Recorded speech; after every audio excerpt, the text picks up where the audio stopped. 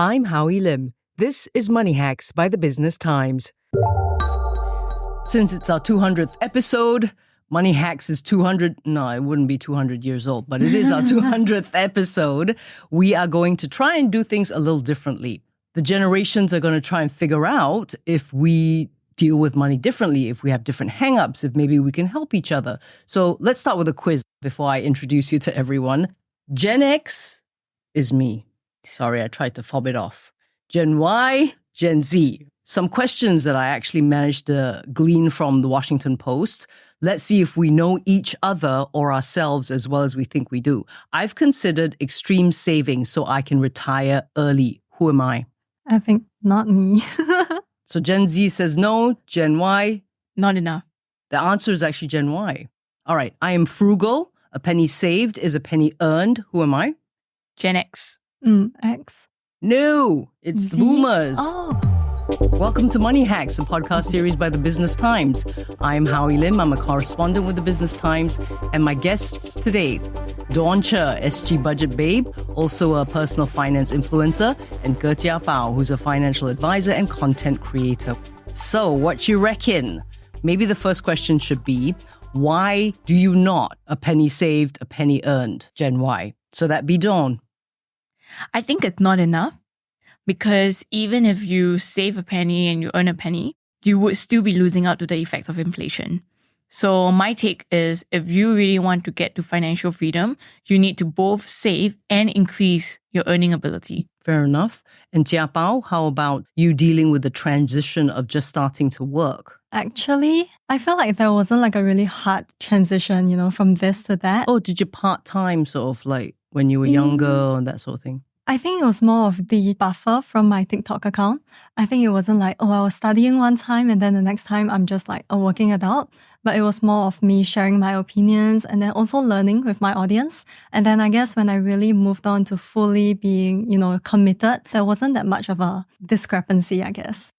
How common is it for the younger folk to just put their income into a savings account, not think about it, not invest it, not grow it? Because I've spoken to Dawn before and she'd gripe about it. You can't just leave stuff there and expect it to grow on its own. Yes. I'm not sure we really do that, actually, to just put it aside and not think about it. Yeah.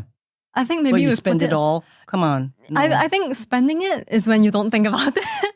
But Fair when enough. you set it aside, you are kind of happy whenever you think about it. So I think it's not something that you just set aside and, that's out of the way. I feel like I do think about it quite a lot. It's just that I'm really happy when I think about it. Yeah. Would you say you think about money a lot then, Dawn? Yeah. I would say money permeates every aspect of our lives. Yeah. Even when you go to the cafeteria, you're deciding, should I go for that $8 cappuccino or a $5 long black? That's a money decision. So at almost every waking moment, money is something that we consider. I think the only people who don't think about it are when you're really rich or when you're a trust fund kid. There was another portion of the survey that said the generation that thinks about money the most is the Y, because sort of in that middle, Gen X is getting there to retirement and has thought about their money already, has grown it. Gen Z is just starting out, so maybe, I'll just, whatever I have is okay. I'll just spend whatever I have. But it is the Y that thinks about money the most. Would you say that's true? I wouldn't be surprised because I think Gen Y are in a very unique circumstance where we are the sandwich generation. We're part of that generation where the government said, stop at 2. And when you have that, the burden to care for and shoulder the medical bills and everything else that comes to taking care of aged parents is tremendous. At the same time, you're also having young kids that you have to pay for. Childcare fees are not cheap. Tuition fees are not cheap. When you combine all of that together, Gen Y, I would say, is in a very unique situation where we have to feed the top and the bottom, and we don't really get much help. It sounds like each generation really is, a product of its economic upbringing, its economic circumstances. So as you hear all of this, Jiabao, as Gen Z, what are you thinking? Should you be thinking about money more, so to speak? Or Gen Zs haven't not? had the kids yet, right? Yes, That's we true. haven't had the kids and with not the sandwich generation yet. I think we do think about it quite a lot also. But more of, I guess for your generation, it's more of like responsibilities, different responsibilities, and then how do I allocate to those? I think for us, it's like we just have maybe this sum of money, not that much yet. And then what do we do with it? Should we invest? And there are a lot more options now. We didn't really have crypto last time, but now that's an option. And then a lot more opportunities are also made available to us. I think that's when we are like, okay, what should we do with this? You've mentioned crypto. I have to jump in. I was trying to think up of a joke for today, and it just ended at 3 generations walk into a Bitcoin conference because Gen X would walk out. Right. That was the extent of the joke writing. Continue. How do you feel about Bitcoin? And here's how I feel. Because I am Gen X, risk averse to the max. So Bitcoin, whatever is jumping up and down, which can go from 100,000 to I don't know how much just a short year ago, I'm not going to do that. What about you, Dawn? I have a different view because I started in crypto in 2017. That was during a period where governments were trying to ban it. They were all talking about the Black Silk Road and all the scams and the underground illegal, illicit activities that Bitcoin was used to support. But Jerome Powell has just acknowledged that Bitcoin is like digital gold, which lends that validation to what a lot of us in the crypto space since the early 2010s have been talking about. Okay, if we're going to talk about digital savviness, I had to learn, you are savvy, you are native. So how do you feel? Is everything virtual for you? Virtual real estate, virtual money, virtual artwork like NFTs, which I don't understand, I have to be honest. Me neither. To be honest, I feel like I should be native to it, but then I'm not that, I totally understand what's going on. So even though I'm Gen Z, I feel like it's not grounded in something that I can see, I can touch, then you know what? I'm a bit skeptical. Yes, but definitely it is something that we have the means to go and try. Anyway, we talk about a longer time horizon. Anyway, it doesn't cost much. You just put in a little bit, see how it goes. So I think we are a bit more adventurous when it comes to that. I think to add on to that, one thing that really surprised me is when I speak to my younger readers or followers at conferences who are Gen Zs, they would tell me that they invest in crypto but not stocks. And to me, that's like, wow, I always thought, for me, it was the other way around. Yeah. Right? So that surprised me because crypto is extremely high risk and the barriers to entry for knowledge, it's harder to understand crypto than it is to understand a business or a listed company. But the fact that they're in that and not on stocks, there's a lot of question marks as to why this is so. Still to come, what are the biggest mistakes that each generation is making from the perspective of the other generations when it comes to money? More with Dawn Cher, SG Budget Babe, and also Ge Jiabao, who's a financial advisor and content creator, in a moment. BT Correspondence welcomes Transport BT, the newest member in the channel's lineup, providing in-depth commentary and a 360 view on all things transport. Join correspondent Darren Wong as he explores the business of the sector and the policies that govern it. Hear from the industry leaders who will join him to provide context and insight. BT Correspondence, a new episode every Tuesday, wherever you listen to podcasts. Subscribe and listen today to BT Correspondence. And now, back to Money Hacks from the Business Times. What about you, Jiabao? Is there something that you see Gen X do, Gen Y do, that makes you scratch your head? Take, for example, your parents maybe. What have they been doing that makes you scratch your head? Or what is it that they've been doing that makes you, you know what? I'm going to learn from that and I'm going to do that. One thing is when it comes to what is an expense and what is an investment. Maybe take, for instance, a real concrete example. I grab a lot. So to me, it's a way of getting to places quickly. I need to be there in my best condition to talk to clients. So for me, that's an investment. If I spend money, I'm going to get some money back through maybe other means. But then usually people think about it like, oh, you're grabbing, you're not taking MRT. Isn't that like a useless expense? Yeah, so I guess it's the way that we look at the money that we are spending. I guess it's not so much the amount, but it's whether I can get that money back. I think that's one different idea or way of thinking about it. Dawn, what have you seen? You've already talked about how you were surprised Gen Z was so into crypto, about, say, the older generations or even your parents. One thing that really surprised me watching my parents is the fact that they would pay only the minimum sum on their credit card. And they didn't understand the repercussions of doing that, because when you get your statement, they just tell you minimum $50. So you would think that, oh yeah, even though I owe a $3,000 bill, I just need to pay $50 and that settles it for this month.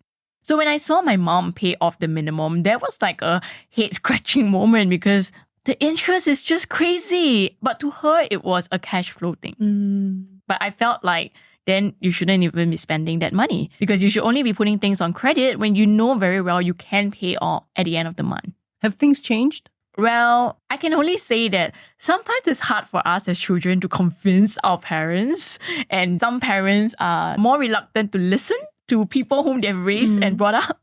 This is true. This is true.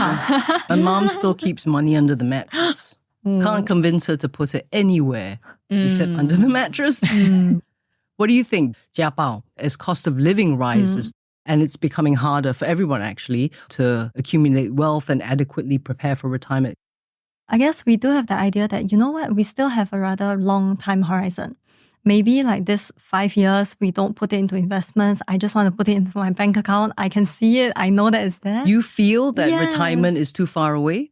I guess. And I think to us, a lot of times when you say retirement, it's more of like, when it's time to retire at 65 and then I just retire. I think we do talk about FIRE a lot. Like, when can I have that freedom to just stop working? And I guess even across the generations, when you were younger, retirement was probably pretty far away for you. Can't remember. You're right. So I don't think, maybe it's not so much the generation, it's just like a phase of life. When we are at currently the Gen Z's age, retirement is a bit far. Maybe we think of it like, when can I retire? When can I get a lump sum of money, quickly not work if I don't want to? I think that's more of what we're thinking of. What do you think then you worry about money the most? So I worry about I might not have enough for retirement and I'm going to have to work till I can't work as in drop dead. I think it's more of maybe what's the immediate concerns. Maybe like buying a house, BTO, buying a car. Wedding. I think those kind of things are a bit more relevant. Retirement is like, okay, next step. After I get all of this settled, whatever that we can do, then that's the next step. And for Dawn? For me, it's really about, do I have enough to support my aged parents and bring my young kids up at the same time and take care of my retirement? And after all of that is done and dusted, do I have anything else left that I can do to leave a legacy behind for my kids? Because every parent, we want to give our kids the best, right? I've heard of parents who buy their kids a condo. So if you can buy a private property now and hold it for them in a trust until they're old enough, that is something that I'm sure most parents would want to do out of love. But do we have the finances to support that? Because at the same time, our aged parents depend on us and their savings is not enough. Medical bills have gone up so quickly. Medical inflation is at one of the highest rising percentage around the world, especially here in Singapore. And some for that generation as well, they don't have insurance. My dad, the first thing he did when he retired was to cancel and stop all his insurance policies. I was just flabbergasted when I found out. Any other sort of big financial mistakes you've seen the other generations make? One thing is not knowing how much you actually have, I feel. I don't think people really stop and pause to really calculate maybe how much I need in retirement when it's, let's say, nearing retirement.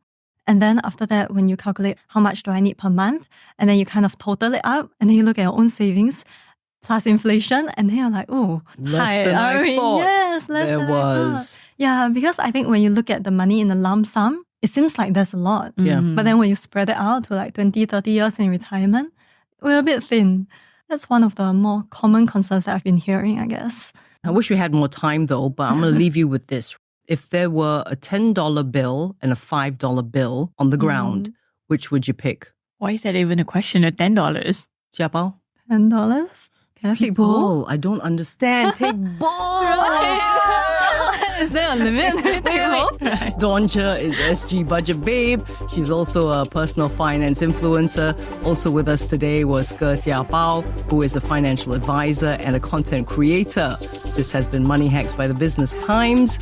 And if you have any feedback, you can always email us, btpodcasts@sph.com.sg. Till next time, I'm Howie Lim. This is a podcast by the Business Times. Find more BT podcasts at businesstimes.com.sg/podcasts. Or wherever you get your podcasts. This podcast is meant to provide general information only. SPH Media accepts no liability for loss arising from any reliance on the podcast or use of third parties' products and services. Please consult professional advisors for independent advice.